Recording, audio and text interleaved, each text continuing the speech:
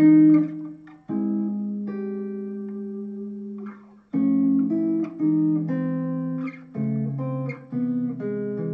up, everyone? I'm Rick Beato. For those of you that haven't been on here before, good to see everyone. I know it's going fast here. I saw Mark. I see everybody. I see Dean. Well, all right then. It's all good. Okay, I always announce this at the beginning of my videos. This is my live video discount here for the Beato book, which I have right here. Although it's only a PDF, I printed mine out. 461 pages of knowledge that you need to acquire. Everything's 20% off, and the discount code is RB175. Think of if I was playing an ES175, but I'm actually playing a Les Paul right now because I am playing the Les Paul. I saw Nelson in there. Boy, it's moving fast. I see James. What's up? What's up, everyone? Okay, so the title of this video is The Scale. This scale is the pro's secret weapon. This is interesting. When I watch players that play, people on Instagram or people that want to play outside lines, including people like Alan Holdsworth, they use this particular scale. Now, I didn't actually learn the scale from Holdsworth. I learned the scale because it was in an improvisation that my friend Iden Essen, that you guys should know, did back in the 80s. And he played this chord voicing. When I heard that, I said, whoa, what is that? He's like, play it again. And so I hear an augmented chord there, and I was like, he said, yeah, I hear it's two augmented chords. He said, yeah, it's a double augmented chord. It's that is B augmented over C augmented, okay? Well, that comes from the augmented scale. Now, I have a thing on the augmented scale in my book. What's up, Levi, the man? Levi Clay, everybody. You should sub to his channel. So the augmented scale, this is a scale, it's a symmetrical scale. It's constructed 1, sharp 2, 3, 5, sharp 5, 7. So let's say you're in the key of C. So C, then D sharp, that's the sharp 2, E, then G is the 5, then sharp 5, and then major 7. So, okay, and you can hear that, but then you also hear, although you may not hear that, but that is in there. Well, there's also other things that are in there, and I'm going to show you how to create lines. I'll show you how to create lines out of these things. Okay, this is a symmetrical scale. I'm going to go to the other screen here for a second. Give me 1 second. Let me figure out how to do that, because I have instead of using my whiteboard, I have a simple. I have a misspelling here. Okay, there we go. I spelled it right. Let me see if I can switch over to the other screen here. Hold on 1 second here.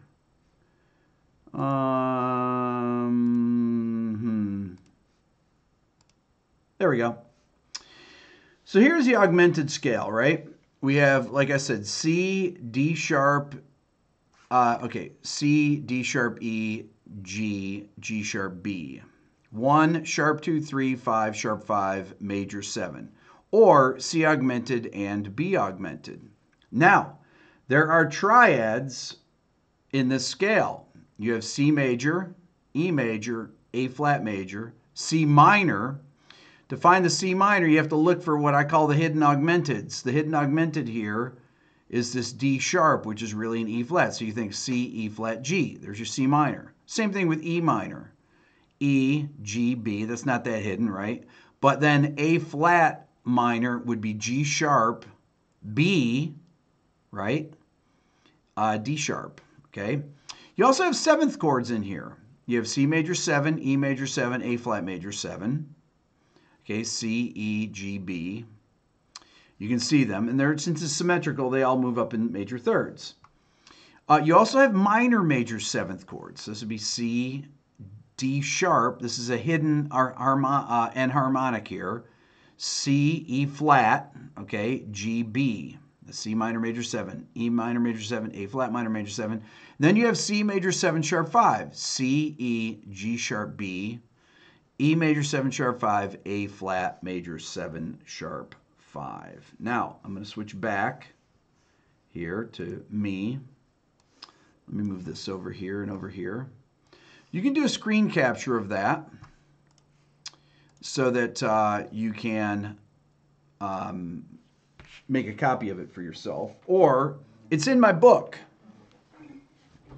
All right, now, you'll hear people play these kind of lines, and you'll wonder, like, where do these things come from? They always sound really cool and really out. But Holdsworth used to do these things all the time. So let's just say I play a lick like this. And I've played stuff like this on my Instagram. But so this is, I'm doing it, say I'm on C. So I'll start in the third.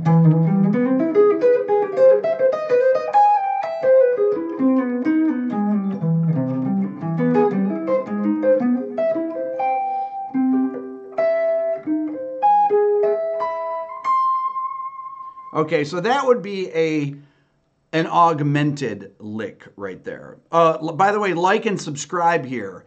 RB175, 20% off anything in my store. So let's talk about what I played here. I'm going to slow it down.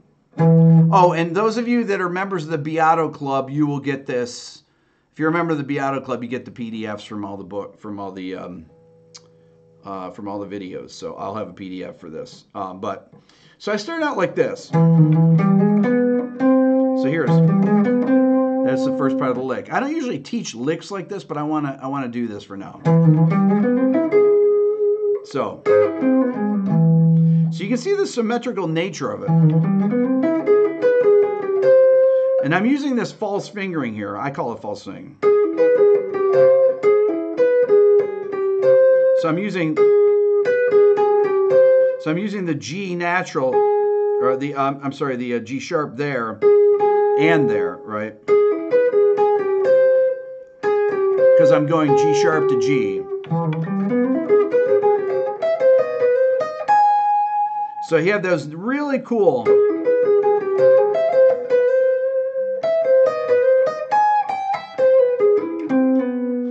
Okay, so I'm using right here, if I go down, if I start in this G sharp, there's C major,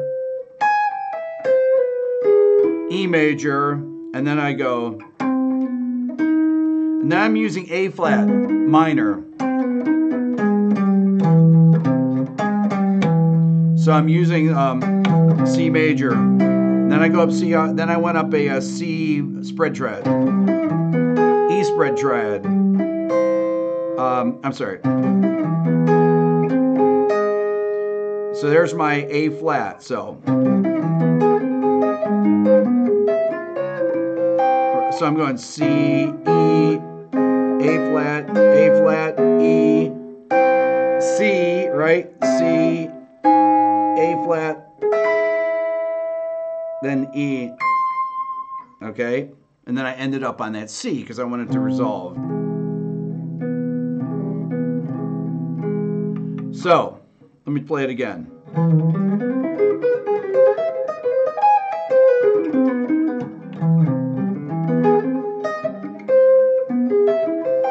It's hard.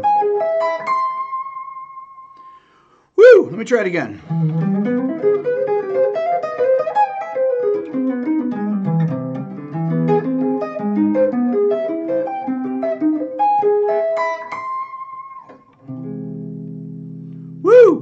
Okay, so you can do things like this. So if you take those spread triads, these patterns will work in thirds, right? So if I do like this, let's say I start down here, C major, A flat major, E major, right? There's E major. So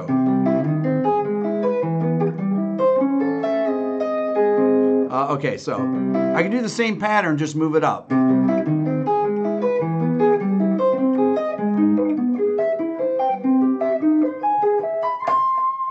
Okay, now, let's say I go up one and down the other.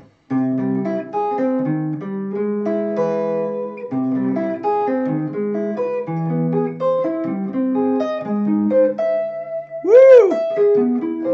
I've never played this before. This is tricky. Overdrive, you want me to play it with overdrive?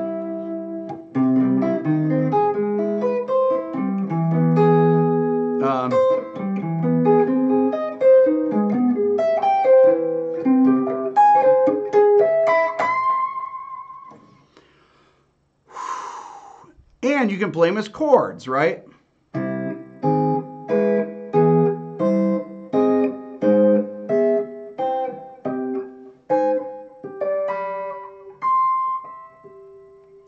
All right, now, you can also make these minor, let's say.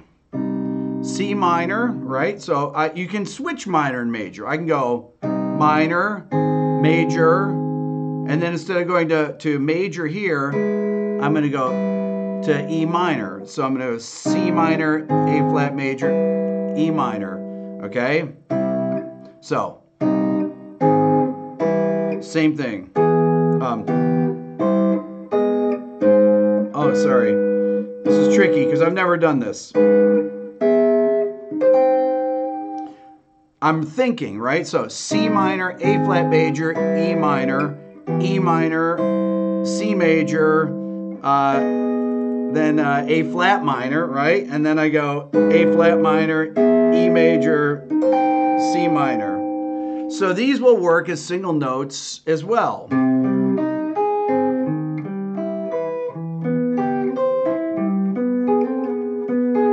That's it.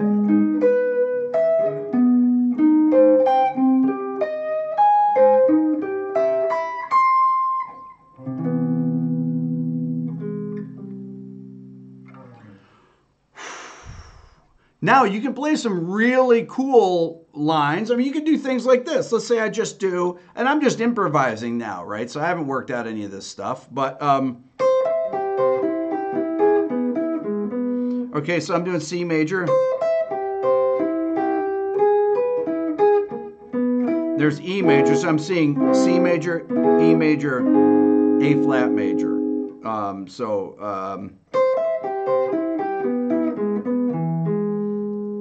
You see that? And then we go.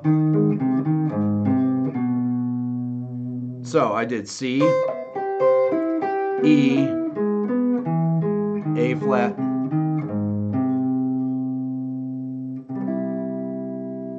Okay, so those are, anything that you want to work on there, you can play.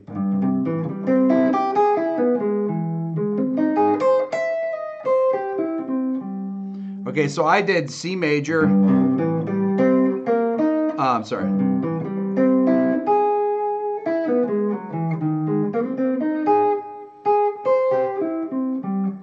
I actually did an add 9 in there. So if you want to play some more angular kind of lines, I mean, you can come out of playing other things. If, let's say I just do something like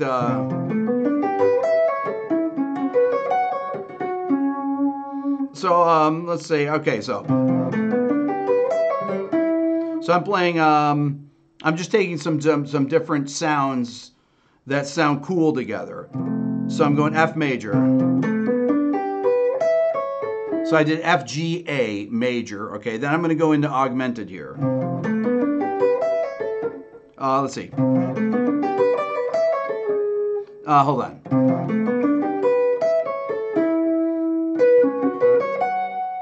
And then I can go into, so there.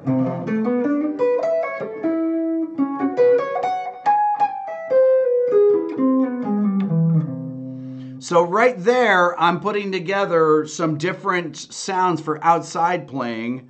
If I'm thinking of playing just over F major chord or something, or C major chord, right? So I did C major. C major, F major, G major.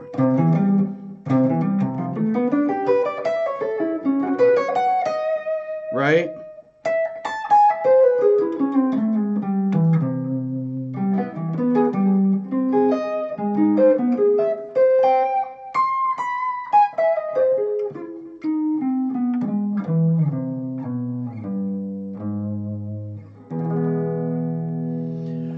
Sounds like long distance runaround.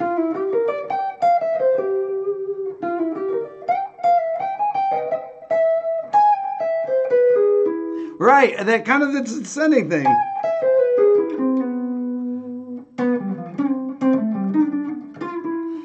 Woo! Okay, so that's the augmented scale there. This is not as difficult as you think, but you can come up with really cool lines off this that will work over any of these things. If you're in the key of C, E, or A flat, you can play lines with that. Now, when I did that last triad thing, when I went,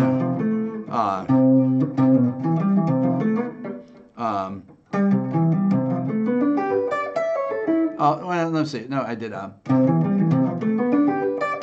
no. What did I play? No.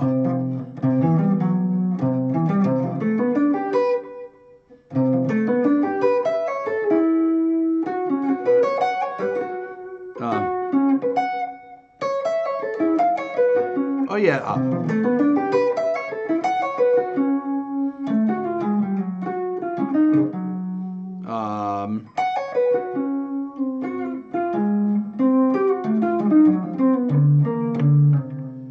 Ooh.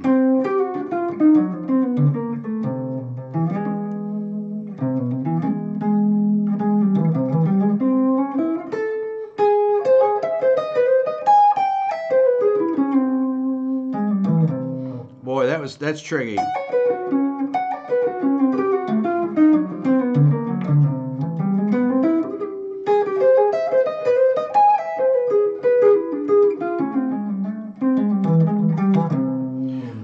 So, I'm improvising there.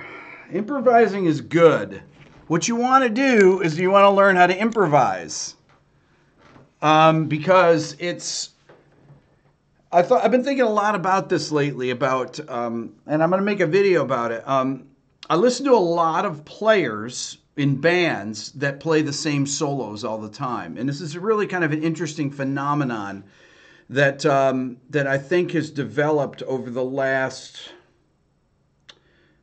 I'd probably say, probably over the last 10 years or so, maybe 15 years or so. People that didn't, it's interesting, people that grew up with rock as their basic influence. I mean, I grew up with rock as my main influence, but when I would play rock, I would always improvise. And a lot of rock bands now, a lot of metal bands and everything, they play the same solos. They'll play these incredibly complex solos, but everything is worked out. There's no improvising. If I listen to somebody like Guthrie Govan, who's a phenomenal improviser, right? Now, Guthrie obviously was influenced by a lot of fusion players because he likes to improvise. And there's a big difference between, I call people creators or recreators. Recreators is not a bad term either. A recreator would be somebody that's like a classical musician, somebody that reinterprets things. But if you play the same solo every time, then you're actually playing just a composed part. So, but having that skill, when I was growing up, pretty much all the 70s bands were all improvisers, okay? Because they grew up, they heard jazz, they heard blues, things like that, and working out solos was just not the thing. You play different solos all the time. So so my background being in jazz, I listened to jazz, I listened to fusion when I was young. So I feel like the ability to improvise on the spot is incredibly important. That's why when I come on here, I'm not going to be sweep picking and playing all this stuff that I've worked out for years. I'm going to get on here with the pressure of having 850 people on here, and I'm going to go for it, right? And yeah, I'm going to play some bad notes occasionally here, right? But I'm also going to come up with some good stuff. And how do you tell when somebody's improvising and not? Well, one way you can tell is that you can just tell when people are actually thinking about what they're playing and if they're developing ideas. Because generally, when somebody's ripping through something, they're not. If it's too smooth, usually they're not improvising. It's all worked out, you know. If they are rushing things like that, it's typically not worked out. So that's just something to think about when you're doing this. I'm trying to stimulate the way that people think about this. So the next step with this, though, is to go beyond. So I just went to triads, and the next step would be to get to go into the would be to take those major seventh chords then, right? So you get C major 7, E major 7, A flat major 7, right? So I've got C major.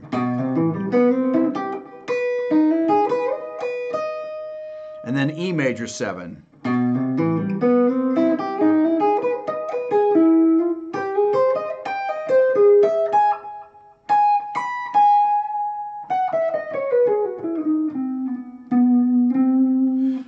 So those are the major seventh chords in there. Then you have the minor major seventh chords, right? So these are trickier, but they will give you some really, they'll give you some really, really cool lines, these seventh chords. And you can get some really, really fluid sounding lines with them. But where do you use these things? Well, you can use them anywhere. You can use them in rock settings. If you're playing over a C major chord, right, I can play those. I can play those kind of lines. I played C major, but I played that part of the D sharp there, and then I'm going to go into E major. And then I went into A flat major, C major, E major, right? So that's where these things come from when I'm going.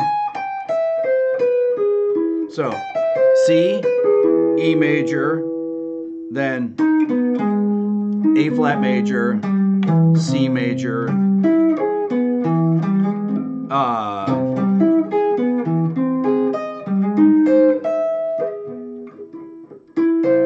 God, these are hard to play.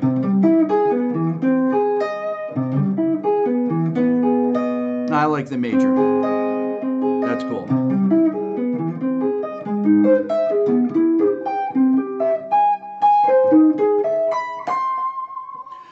Woo!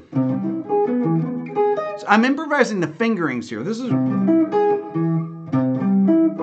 I mean, I jumped there. That's a bad fingering. If I worked it out...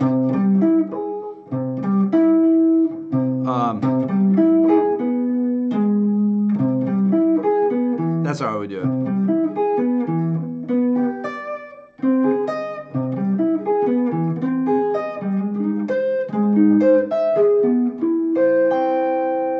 So, you just have to know where they are.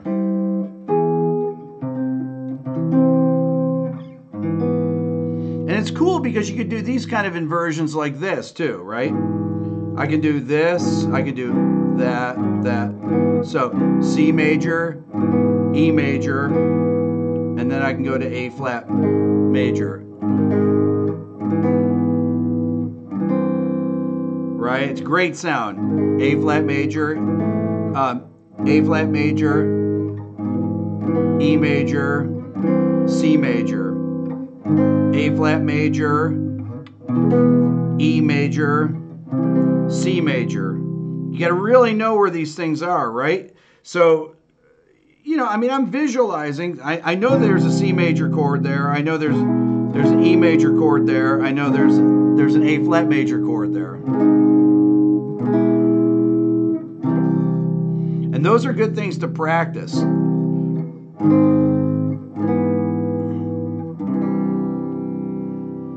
Okay.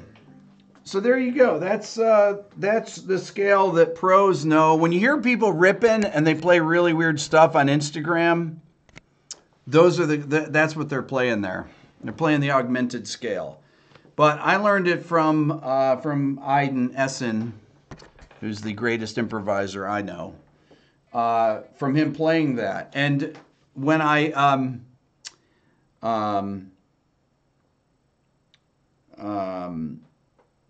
these are the kind of chords I work on with my kids. You know, like I play these polychords from scales like that. Just like you can do the same thing.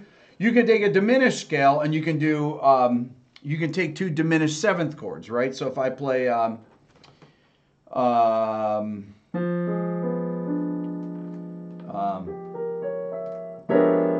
right there, that's called a double diminished chord. So I've got G diminished 7 over F diminished 7. So they work in similar ways, those voicings, and that would repeat up in minor thirds, okay? Each of those two voicings are a whole step apart. So F diminished 7, G diminished 7, then go up a minor third, A flat diminished 7, B flat diminished 7, and so on and so forth, okay? And then so on, and then they would go up two more minor thirds until they repeat again. So that's the beauty of these symmetrical scales. But the augmented scale is really sounds very angular when you work things out with it, or you know when you're practicing it, because you have all these triads in there, and you can break things up in different groupings. You can do triads and seventh chords, and when you're alternating things like 3-note groupings and 5-note groupings, any type of odd groupings or 7-note groupings, they sound really cool together, okay? Because the accents, just like when I was doing that Pliny song on my video about 13/8, 1 2 3 1 2 3 1 2 3 1 2 3 1 1 2 3 1 2 3 1 2 3 1 2 3 1 1 2 3 1 2 3. You follow? So that was in group. For example, that thing was in 4 groups of 3 and a 1, for example. I mean, you could call it, you know, 3 groups of 3 and a 4, whatever, right? They're just groupings. But it's figuring out that stuff, how these groupings work together. And you start to get different stresses. If you play that, if you have a steady quarter note, that's why what's cool about odd times, right? That they cycle around at, sometimes they do. They will cycle around where, you know, like 7/4. Every other time, you know, every other pattern will cycle back to downbeats. So you're accenting downbeats, then upbeats, and downbeats, and upbeats, and so on and so forth. So there you go. Beato book. All of this is in there. The coupon code is RB175. 20% off anything in my store. As a matter of fact, I might even bring out the augmented scale mug. Maybe it'll need its own mug. I'll come up with that by next week. It's going to get its own mug.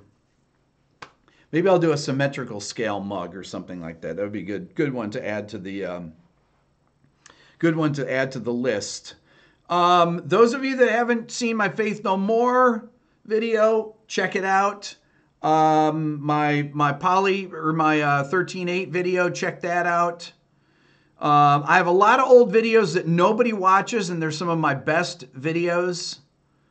Go back and watch some of my old videos. I know that the production quality is not quite as good, but you know, I saw something. Wait, somebody just had a question here about hard fingering. Who was that said that? Double K, right? Rick, when you said you had a jump, which meant a bad fingering, what did you mean? Okay, that's a good question. I said it had a bad fingering. I specifically remember that because when I was going from C major to E major, I went C, G, E, and then I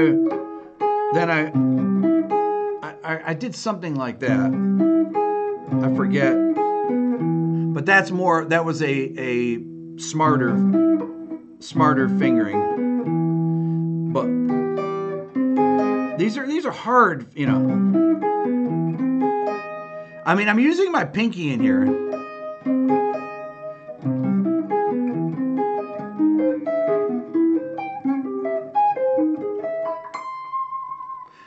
Those are hard, man. I've never practiced that. I haven't played that before this live stream. Literally. First time I ever played it. Right there. Right there. So for those of you that are Beato Club members, look out for that. I'll have to transcribe it off the video. I'll put these licks down that I did. And you'll get those in a couple days. I'll put it up there.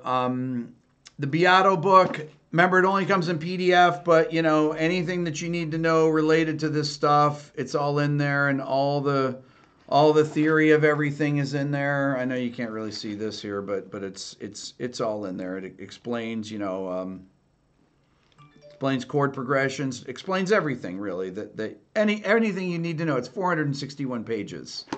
So there you go. You guys are the best. Boom! Love it. Thank you.